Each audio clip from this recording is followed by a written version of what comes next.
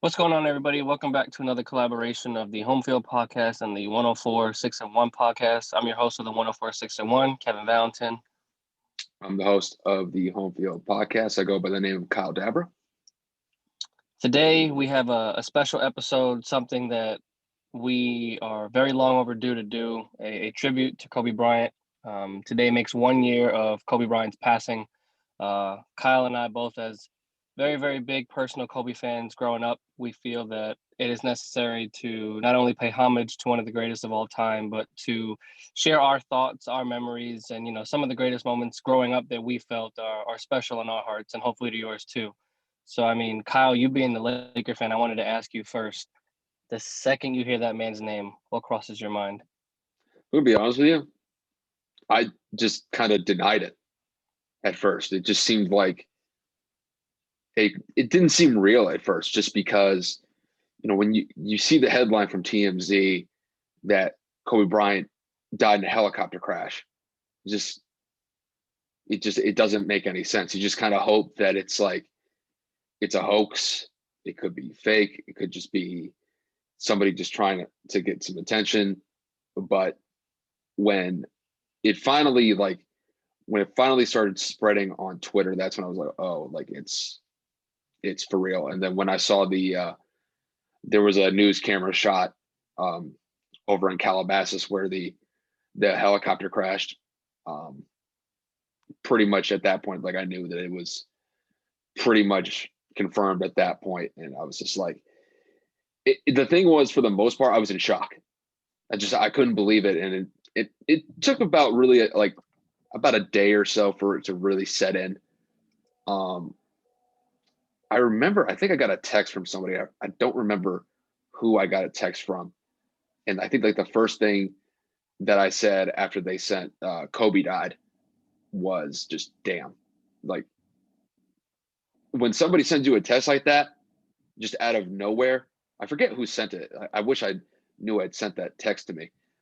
Um, you just kind of take it on face value, and I didn't even think whoever sent that text was lying about it. It just kind of felt it like at that point it was like, damn, like it could be really happening. And then when I saw the news feed out of Calabasas, it was like that's what confirmed it for me. Um, for me, like Kobe was the reason why that I began to love basketball when I was a little kid. Um, I know everybody kind of has a different player that they kind of look up to or maybe idolize when they're younger, when they're first starting to watch basketball or football, whatever the case may be. And for basketball, it was Kobe.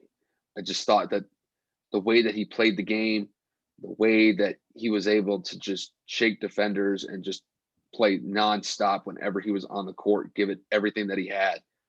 That was just something that I really appreciated and admired as a fan. And then as the years went on, I fully I fully appreciated the work and effort that he put himself through for 20 years on the same franchise, and then just going out like he did, dropping 60 points in his last game. I was just I couldn't have been happier for him. You couldn't have been happier for the fans. Like everybody kind of wanted to see that last Kobe game in his last official game, and he stepped up to the plate and delivered. And what else more can you say about Kobe Bryant? 5-time NBA final champion. He has one regular season MVP, should have more, but I'm not even really going to get into that. But just one of the greatest players that I've ever witnessed. And it just, it's just so weird that he's not here. It doesn't feel real. I mean, he was only 41 years old. I know we didn't get to see him on the basketball court anymore, but he's still a relatively young guy at that point. I mean, 41 years old, you're pretty much, I don't even know if he was really even at the halfway point of his life yet. He had already retired. He was moving on to the next chapter of his life. He was really getting big into storytelling. And it seemed like to me, after he had retired from basketball and spent a couple years away from the game, it just seemed like he was really content and at peace with himself in moving on to this next chapter and letting go of those 20 years of playing basketball in the NBA, basically just because in his eyes, I don't think he had anything left to give to the game. I think he felt like I've given everything that I could to the game and more. And when it's time to bow out, you just accept it for what it is and you just move on to the next chapter. And that's what he did. I thought he was doing great in that next chapter of his life. And it's so unfortunate that we never got to see what his full potential of that next chapter of his life was going to be. He was really starting to get big into storytelling, really getting big into writing novels, writing books. I mean, he won an Academy Award for Christ's sake. So he was well on his way to reaching a level in maybe just writing altogether that we never get to fully realize just because of his untimely death. And I don't want to forget about the other 8 people that died on that helicopter crash. I know Gianna Bryant, she was one of the other 9 along with Kobe that passed away, but you can't forget about the other 8 souls, including Kobe on that helicopter too. So it really is just, it's unfortunate. Just, I know it's been a year later, but it doesn't seem like he's gone. It's just crazy that he's no longer here with us. And it's really one of the very few times where I've seen the entire sports world completely devastated by the loss of one of the giants of the sport of basketball. And not only that, I mean, he was a worldwide icon. I mean, the whole world grieved his death. And it was just shocking to everybody. Everybody was just really filled with grief after hearing the news that he passed away, and just hearing the way that he passed away. I want to hit this quick point. Usually when I hear these celebrity deaths, I'm not usually emotional about certain deaths and when a certain celebrity dies. This one, however, the suddenness of it and the fact that Kobe was in probably the best health of his life. He's enjoying what he does. He's spending time with his family, and he's living the life that he wants to. Compared to some other celebrity deaths, there's usually some sort of self-destruction component where it's unfortunate and it's terrible to see when certain celebrities pass away unexpectedly or just under the certain circumstances that they were dealing with, whether it's just physical or mental. But with Kobe, it was never that. Kobe was in great shape. He was physically fit. He was mentally fine. I think he was living the best life that he was living at that particular moment in time. And I think in their mind, they were just going to Gianna's basketball game. And just one foggy morning, and it just happened to be that was the last day that they were on this earth. And it's really sad. Even a year later, it's very sad. I try not to watch all of the tribute videos. It's just at a certain point, you get overwhelmed by it. And for me, I typically don't get that emotional, but this is one of those times. Kobe's one of those people where it'll evoke some sort of emotion out of me. And that's pretty much all I've got to say. Just rest in peace to one of the greatest legends to the game of basketball, and probably one of the greatest sports icons we'll ever see. So when it happened, Isabel and I were headed to the Pro Bowl last year when it was in Orlando. We were driving and we were getting off the exit. And we were in traffic because obviously everyone's getting off at said exit to go to the game. And Isabel reads this post and she taps me and says, hey, babe, I think Kobe Bryant just died. And I was like, mind you, I'm driving, I'm focused on people cutting me off. And Orlando people ridiculous. So I'm like, what? Like, what are you talking about? Mhm. And I'm just sitting there and I'm like, babe, stop playing. Like, it's probably a prank. It's probably some fake TMZ article. I thought the same thing you did, probably like most of the world. Like, that's not possible. Like, what? Kobe in a helicopter crash? What the hell are you doing in a helicopter? Like, that's got to be bullshit. So we kind of like whiz past it. She puts her phone down because she has to help me navigate and figure out. We get to the parking garage of where we need to get to.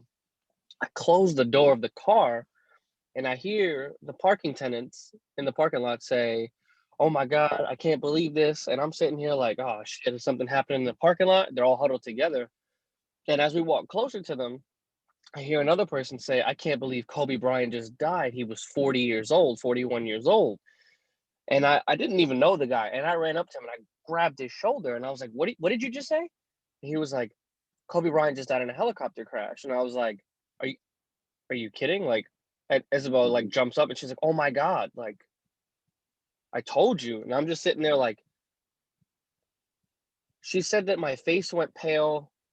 And at one point, I felt like I was looking at myself outside of my body. Now, for the audience's reference, I'm a very dramatic, emotional person as it is. For those of you that know me, you know that I tend to blow things out of proportion for no reason because that's just the type of person that I am. But this death hit home. This hit me in a place where I haven't really felt before, other than for my own family members. Now, granted, I have talked to multiple people that have said, "I don't understand it.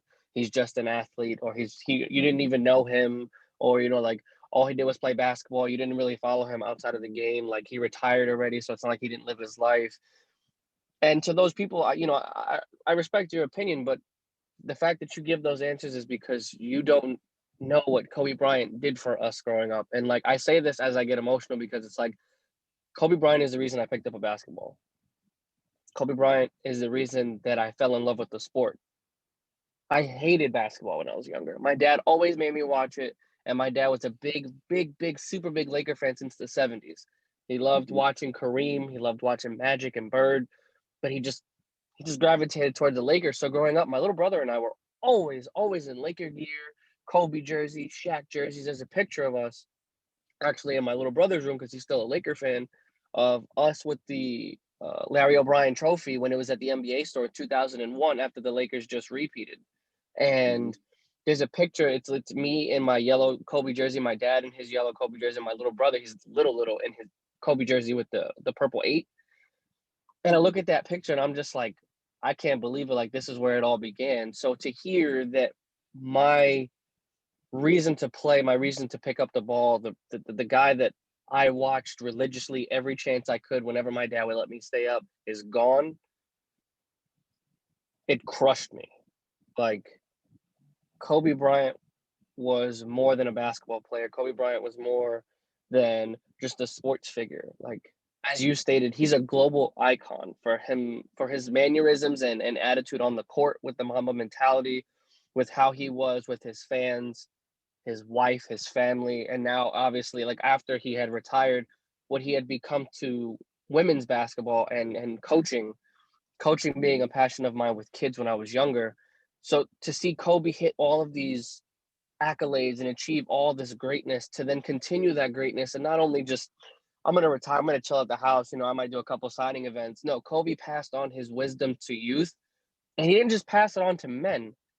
He passed it on to a struggling sport that the WNBA is, and now a growing sport that it has become. Because Kobe took the time to go to those games, sponsor those women, teach his daughter. Basically, no matter what you want to do in life, you can always get through it. Just put your mind through it. Like she wanted to go to UConn, and I'm talking about Jenna Bryant. She wanted to continue to excel, and she said she wanted to be better than her father. And it was surreal to hear the news. And when we got to the game, I couldn't even focus on the game. They held a tribute at the Pro Bowl, and I started crying. I heard people in the audience crying. I mean, mind you, there's thousands of people surrounding you. Nobody obviously knew Kobe Bryant directly and personally, but for someone of that magnitude to just disappear in the blink of an eye is what I think got us all. And it just goes to show, I know I say it to a lot of people. I know we've had the discussion. Life's just too short and you really got to live it. And it's just sad because I've lost a lot of people in my life, family, friends. And then to see someone like Kobe, like Gigi, just she had her whole life in front of her. She was 13, and all those other girls on that helicopter, and all those dads and the pilot. For it just to abruptly end all as suddenly as it did, it broke my heart. Kobe was just someone I looked up to. Kobe was someone that I was dying to meet one day, someone I would love to have a conversation with, and someone that I just resonated with because as an athlete myself, I was always injured and I wasn't blessed to have the athleticism that a lot of other people had. Whatever sport I did play, I tried to play through injury or I couldn't play because of injury. And to see Kobe growing up go through every single possible injury you can think of between dislocated fingers, separated shoulders, I mean, broken kneecap, torn Achilles, you name it. Kobe's probably played through a broken hand. It motivated me because none of the injuries I had were as extensive as Kobe's. So it made me think, well, Kobe can do it. I can do it. Mm-hmm. You know, Kobe is playing with all of these ailments and he's still scoring like 30 points a game. Kobe's playing left-handed and he's dominating. Kobe tore his Achilles and shot 2 free throws and walked off without any help. Mm-hmm. Kobe Bryant was just a person that I will forever look up to and say, thank you. Whenever I crumble up a paper and I throw it in a garbage can, Kobe, that's just a universal term. Like, my kids will know his legacy. My kids will know everything about him, and my kids will know who Kobe Bryant was because the impact he had not only to me, not only to you, but to the world was just irreplaceable. And I mean, it's pretty much like you said, man. To lose somebody like that the way that the world did is just incredible, or it's just sad. And to Vanessa and the rest of their kids, I mean, I really can't say enough. My heart goes out to them every day. I see Vanessa post certain things, or Pau Gasol post things, or I watch those tribute videos. And believe it or not, it's not even the highlights; it's the music that gets me. It just hits you in a place where you're just like I gotta calm down, like it's gonna be okay. Like, and sometimes you have to remind yourself, like he's in a better place. Gigi's in a better place. And that's kind of the only thing that really gets me through the day. Like on days like today, like they're not suffering and they're together and Kobe's just playing one-on-one with God knows how many other athletes, maybe even God. I don't know if he wants to lace him up against the mama, but you know, I just look at it like Kobe's watching over everybody, man, and it's just crazy. R.I.P. to one of the greatest to ever do it, and R.I.P. to an icon and a hero of mine, big time. I think the part that crushes me, and maybe this is just because, you know, I'm a little bit older now, and um, I don't just like remember Kobe for the things that he did on the basketball court. Like that took a lot of his time in his daily life for 20 years. But you know, the part that I think everybody doesn't really pay attention to is his family life. And there was a lot of sacrifice that the whole family had to go through while he was pursuing his NBA goals and dreams for 20 years, for 2 decades. That's a long time. And the part that really sucks, the way that I see it, is Kobe had retired. He'd been out of the game for a couple years, and within 4 years after his retirement, after he finally has all the time in the world to focus on his next chapter with writing and his family. And I really think he made it a point of emphasis to really spend a lot more time with his family, because just he didn't spend that much time with them as much as he probably would have wanted to, because he was playing 82 games a year, and then pretty much every year they were in the playoffs. So you're going to go from essentially October until maybe June in some years, where you're fully committed to your craft, playing basketball, and the family component kind of takes a back seat because you're just dedicating that much time. And it really sucks the way that I see it, just because he finally got to spend a larger portion of his time with his family, and he only really got about like 4 years of that time where he finally got to spend time that he wanted to with his family, spend time with Gianna, developing her game. She was probably going to be on her way to, playing for UConn and then eventually the WNBA. And I'll tell you this, there's this one picture that Vanessa and I think Kobe posted. This was a Christmas picture. It was a family portrait that they had. I want to say like Christmas time around 2019. Oh, it And gets me every time. Oh my whenever God. I see that picture, it just crushes me because Every they all time. look so happy. Kobe looked so at peace. He finally gets to do and spend time. He finally gets to do the things that he wants to with his family. And it just rips your heart out whenever I look at it. It just rips my heart out every time I look at that picture, just because they looked so happy together. And then all of a sudden it just comes to a crashing halt, and it's just it's never the same after that. It's just, don't get me wrong, like the world took a huge hit with his death, but I can't even imagine the loss that their family felt when they heard the news that not only Kobe died, but Gianna died as well.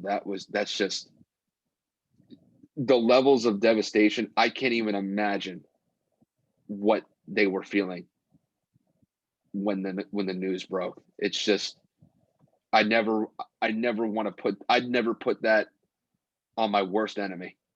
Just that type of pain and that type of suffering. It's just, it's just unfathomable as far as I'm concerned. It just rips your heart out, man. Like it's just tough. Even a year later, it's still tough. It sucks because you say, oh, with time it heals all wounds, and as I'd stated before, with losing people in the past, time eventually does make it easier to cope. Makes it easier to understand that things are well beyond our control, and God willing, depending on your beliefs, there's a better life for you after death. And this one, you kind of just sit and you wonder, and you're like, but he was so young. Like Gigi was Mm-hmm. so young. Like a tragedy, like a helicopter crash. Like there were innocent children. Like all of those girls had their whole lives in front. Mm-hmm. And I think that's why this hits us so much harder, because Kobe, like you had said so many times, was finally in a place where he was like, I can do what I want from my kids, from my wife. I can finally be there for all the times that they were there for me and I was unable to be there for them. All the Mm-hmm. games that they went to, all the practices. We know as Kobe enthusiasts, as Kobe fanatics, the man was getting up at 3 a.m. almost every day, in and or out of season. The Mm-hmm. man at most Laker games were on at 10 p.m. So the man's not only at the gym practicing before the game, he would be at home for maybe an hour or two total in a day, depending on what kind of week it was, if he was home in terms of playing at a home game. Not to mention the hours he would shoot and practice after a loss or after a win, or the amount of time he spent in the weight room, in rehab, or in the hospital recovering. To know that Vanessa had to go through all of that. And he finally said, I'm not just going to give my kids my time, I'm going to give them my life. Natalia was, I believe she was doing another sport or something like that. I Volleyball. can't remember. Volleyball. She found her niche. Gianna was coming into basketball. Bianca was getting older. She was a toddler, and then they had just had Coco a few months before, the youngest, and it Mm-hmm. was like Kobe was in, as he said, a girl dad. He was in full girl dad swing, and pictures and videos, and even when he was coaching, just the faces he made when he looked at his family were what I want to look at my family like. What I want to do when I reach the age of 40 and 50, just to look at my kids and my wife and say, I'm here for them. I want to be there for them forever. And I want to make sure that they have not a good life, have the best life. And if that means I have to give everything I have, the shirt off of my back, to make them smile, that's what I'm going to do. And my admiration and my love for Kobe, like I said, just goes so far beyond the sport of basketball. But I mean, if you saw his short story, if you saw the Oscar winning the short film of Dear Basketball, Kyle, to this day, anytime I hear that music, I burst into tears. Like that hits so much farther home now that he has passed. It's unfathomable what this world would have been without Kobe. Just the small tidbits, the playing, the you just lose words, man. It's like I'm getting choked up here, and like again, I didn't know the man, but it's like holy shit, the impact he had on my life was just so deep that it just hurts to talk about it, man. It's fucking rough. I guess if there's a silver lining, um, because after his death, I mean, don't get me wrong, it shook the entire world. It shook the entire sports world, but it motivated that Lakers team to go to a whole new level, to go out and win a championship for essentially for Kobe and the legacy of Kobe. And obviously, I know COVID interrupted things and the season got delayed for a couple months, but that team was able to come together, rally around each other, and win an NBA title in honor of Kobe. And I guarantee you, the sting and the hurt associated with Kobe's loss will never go away. But like I said, if there were a silver lining to this whole thing, is that we all got to watch Kobe play. We all got to see him live out his dream. I wish he would have gotten to spend a little bit more time with his family, but at least Laker fans were able to see that team last year rally around each other and become really close and focus on winning an NBA championship. And I guarantee you, wherever Kobe may be, he's happy of those boys coming through and getting an NBA championship. I know winning an NBA championship may not seem like much compared to just the gravity of Kobe's death. But at least for Laker fans, at least it was a season fulfilled. And it's a little bit even more fulfilling that they were able to carry out their task and accomplish it with honoring Kobe's memory and his legacy by playing up to the standard that he set there for the 20 years he was with the Lakers. Time. And in those 20 years, we got a lot of memories. I know I got a shit ton in my mind that I just think of off the top of my head. So like I said before, I gotta ask you, when you hear Kobe B. Bryant's name, what's the first memory that pops in your head, on or off the court? Goat. I mean, he was my favorite player growing up. I mean, it's just like I said, when these celebrity deaths I hear of every now and then, when they come up, when somebody famous dies, like I'll give you an example, like when Michael Jackson died, like I wasn't as saddened as maybe the generation before us was. There were a lot of people that were really hurt by his death, but he had health issues and they were well documented before his death. Same thing with Whitney Houston. It was really unfortunate, and it's a tragedy when someone of that magnitude passes away. But there were, like I said, there were kind of these like self-destructing factors at play where you hear the news, you're obviously saddened by it. But I don't mean to be tone deaf here, but you could kind of see those deaths coming, even though that you never want those things to happen. Then when the news breaks, it's just a tragedy. But it's like it's something that could have been avoided. With Kobe, it was not like that. Kobe was healthy. Kobe looked great. He was in great spirits. And when the news broke that he passed away so suddenly, of just going to a basketball game and dying in a helicopter crash, it's just soul shaking. It'll shake you to your core, because he looked so happy. He looked so at peace. And just to see him unfortunately pass away like that, it's just devastating. I'm just, like you said, I'm just kind of at a loss for words, even a year later. I mean, imagine a year ago when we all got the news, and it seemed like after his death, it seemed like the whole world fell apart. It seemed like the whole world fell apart, because when COVID hit a month later, then everything just went to hell in a handbasket.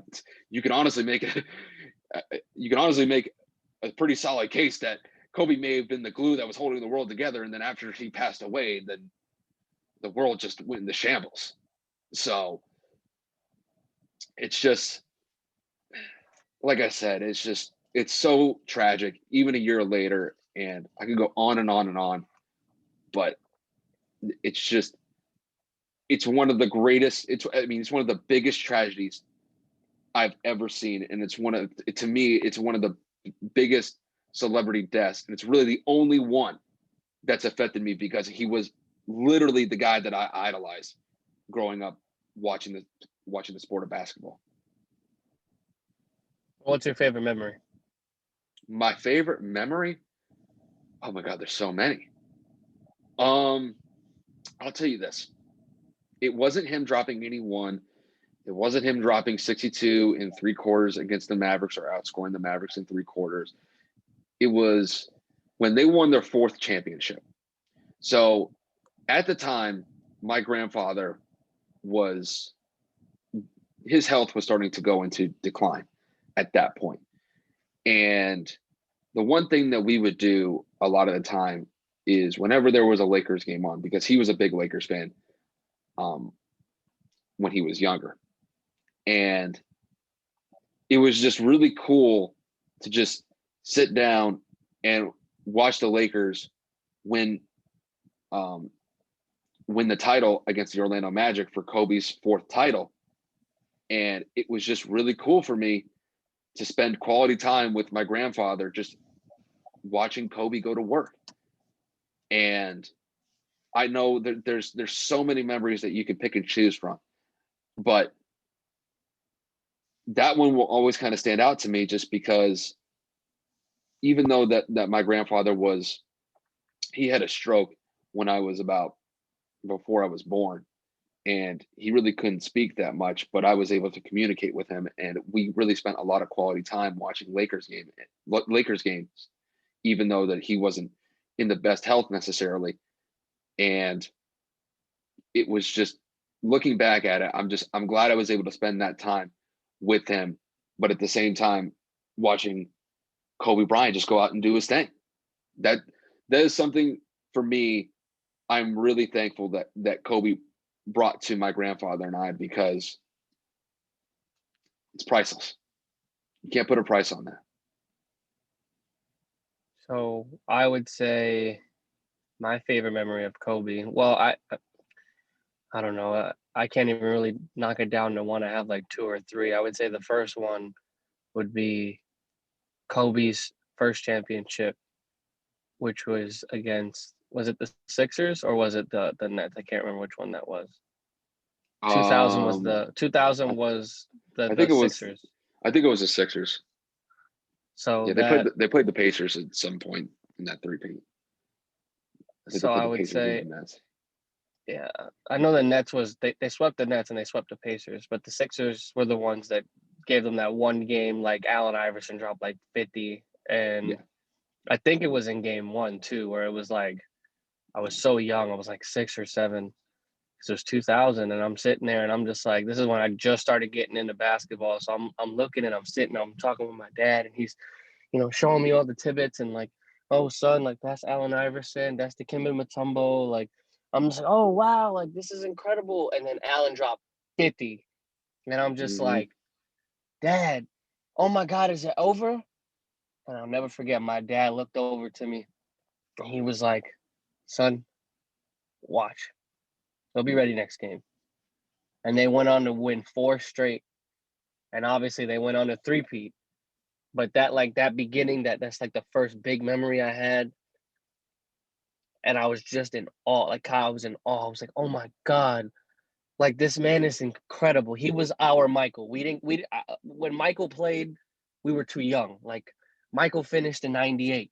He came back for a short time, so we got to see him again, but it's like he was a shell of himself. Still Michael, but not Chicago Michael.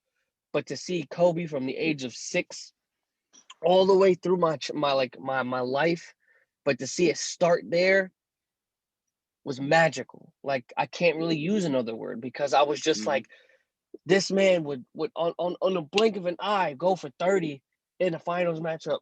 Shaq go for 30 and 20. And it's just like, these two guys are incredible. My next memory would be Kobe losing to Boston in 07 or 08 because San Yeah, it Antonio was had the 07. 07. It was the 07.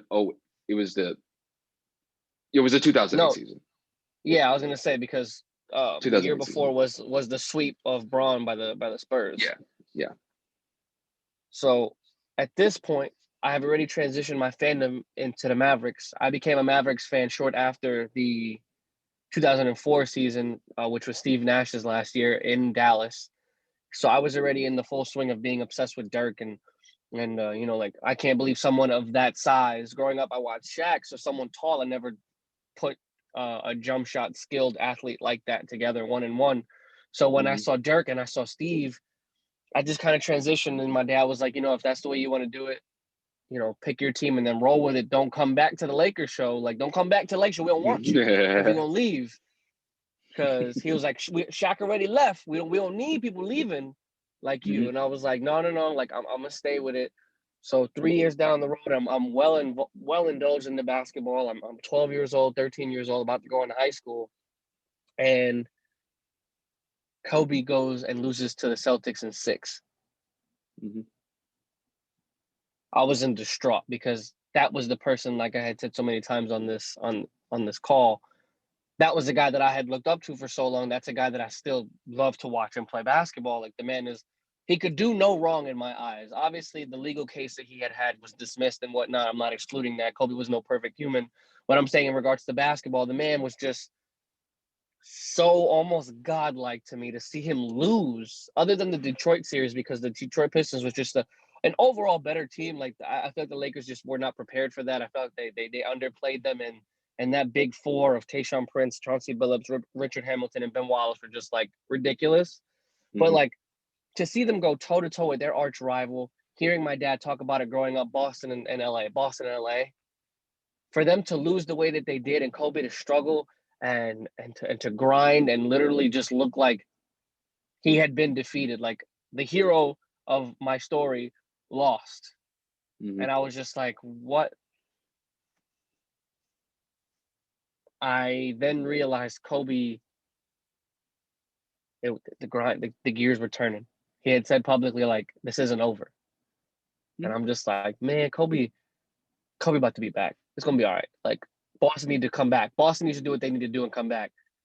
Like you said, they go on the next season and they beat the Magic. Should have been Cleveland. Honestly, I feel like it would have been a better matchup. I don't think Orlando was ready yet. And the next season comes up.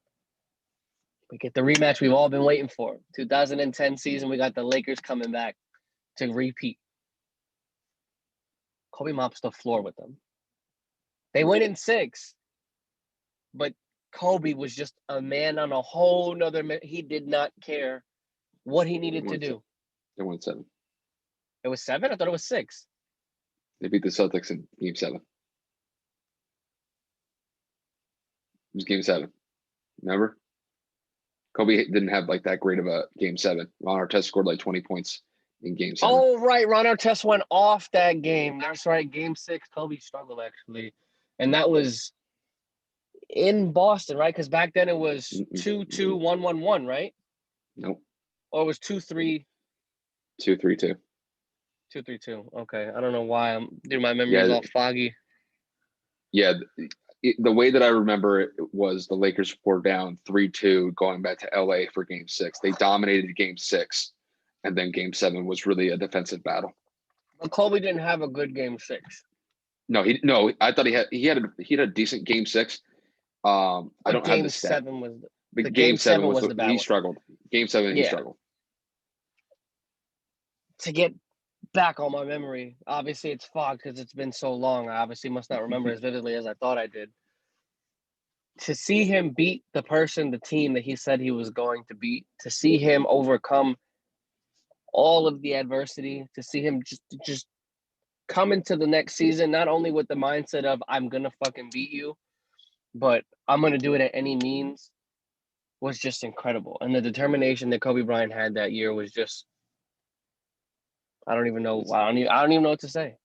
I mean, his commitment to the game is unlike anything that I've ever seen. When I remember, this was maybe back in like the middle 2000s, where I believe Jay Williams was warming up pregame. They were playing against the Lakers, and I think he was saying that he's probably to get a couple hundred shots up, try to make a couple hundred shots, and then just get ready for the game later on. But when he gets to the gym, Kobe's already there, and so Jay Williams doesn't really pay too much attention to it. So he goes through his drills, start making his shots, makes a certain amount of shots, and then he's done. He starts walking off the court. And as he's walking off the court, he still hears a ball bouncing on the other side of the court. It's still Kobe. He's still there. And then later that night, when Jay Williams teams, I forget who he was playing for at the time, they go up against the Lakers, and Kobe dropped 40 on him.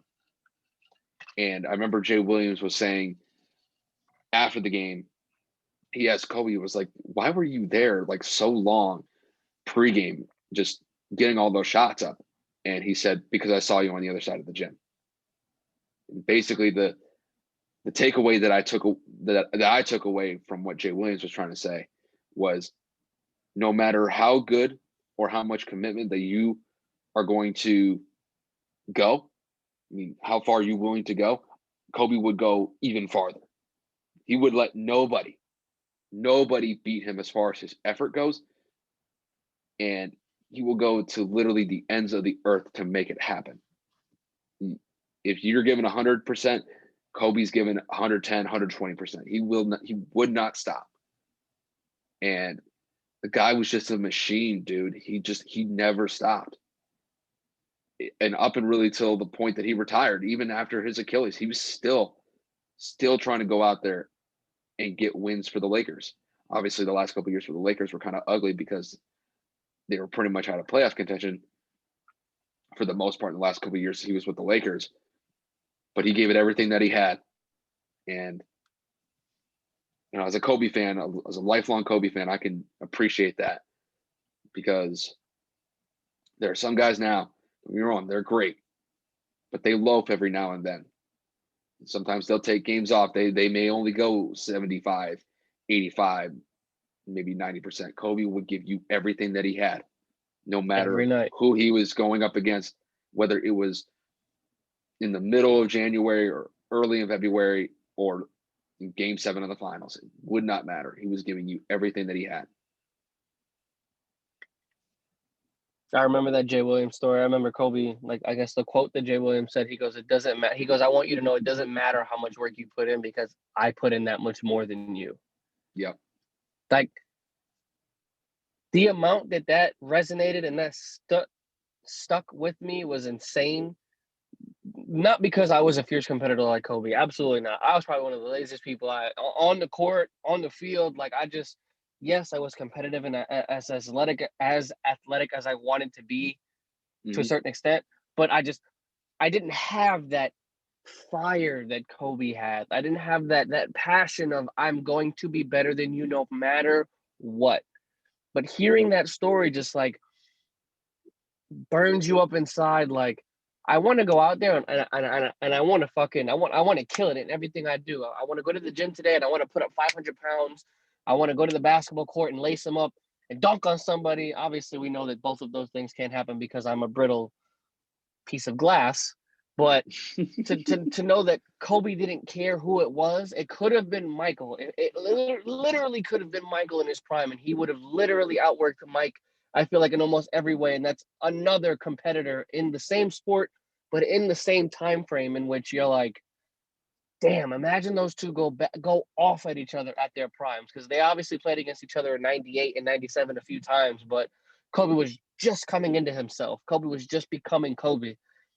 And it's a shame that we never got to see that matchup along with the finals matchup of, LeBron James versus Kobe. But to know that he was so widely respected, to know that his dedication and his grind to the game is never to be forgotten, but only respected, is something that I will never forget as not only an athlete but a fan. And it's a blueprint for what other people need to base if they're going to play in the NBA, to base their careers off of, and that's hard work, dedication, and just that Mamba mentality to go out there and just break your opponent down limb by limb, piece by piece, film by film session. Just, I need to find your weakness. I'm gonna exploit it, and I'm gonna go drop 40. There will never, never be another Kobe Bryant, and I'm just so blessed, and I'm so thankful I was able to watch him for 20 some odd years, and watch him from beginning to end, and say that, damn, that was one of the greatest careers in sports history. It's well said, man. I don't think I can really say it any better than that. I'll just ask you real quick. Just give me your final thoughts before we end up wrapping this up. I saved a quote that I saw that Kobe said in an interview on Twitter, and I bookmarked it, and I'm thinking about getting it tattooed. And if my girlfriend ever does see this, she might kill me. But she doesn't think that tattoos are necessarily necessary. So this quote really resonated with me, because I've always said something similar to this. We can always kind of be average and just do what's normal.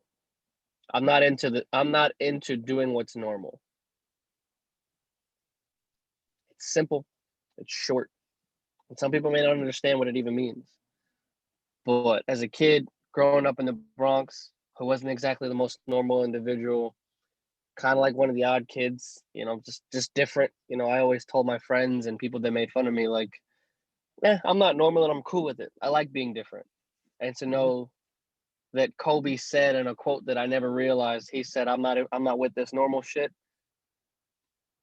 It hits home, like, that's just another reason why I will forever memorialize Kobe Bryant as probably the greatest player that I've ever witnessed play the game of basketball. And it's just, for those people out there that think they can't amount to anything, and those that feel that they're weird, or they're not a fit to society, it's okay. You don't need to be in the norm.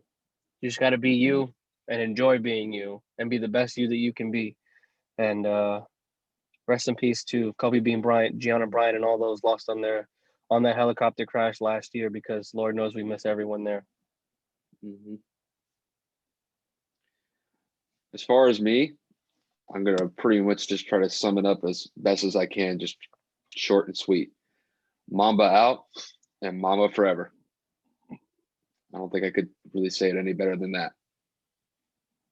No, sir. No, sir, at all. That didn't even make sense, but I'm all messed up. It's all good. I get it. But everybody, we just wanted to give a little momentum, a little memorial to one of our favorite players, if not our favorite player. We just wanted to, if we were doing a podcast at the time that this happened, we would have done it already. We both felt in the same way that it needed to be done, and needed to be said. Our memories needed to be shared with everybody. And we hope that everybody, feels some sort of similarity to what it is that, the world is going through. If you have any other stories, if you have any other comments about Kobe, you can leave it, drop it below. We'll always be down to talk about it. We can make a little segment on another episode if you want to. But that's all we got for you today, guys. Same here.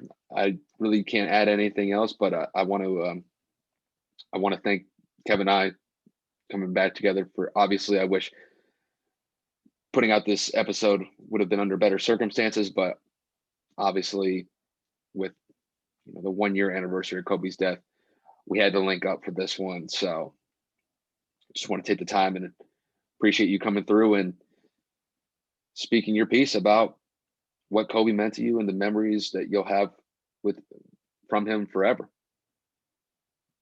I appreciate you, man. You're the true Laker fan out here. So for you Yep. to share your thoughts and share your feelings means a lot. And I know that you miss him as much as I do, maybe more. I know I may not sound like it. I don't really show a lot of emotion, but Kobe's really the only person, as far as the celebrity deaths go, that actually made me shed tears. Nobody else has ever even gotten close to that. So if Kobe can do something like that to me, he did it to everybody else. He did it to everybody else. But with that said, you guys, I want to thank you guys for tuning into this episode. I imagine Kevin will probably upload this to his 104.601 podcast either later on today or maybe tomorrow. This will be up on my YouTube channel on the Home Field Podcast page, probably be on Spotify, Apple Podcasts as well. So definitely check it out there. I'm done on my end, Kev. Anything else you want to say?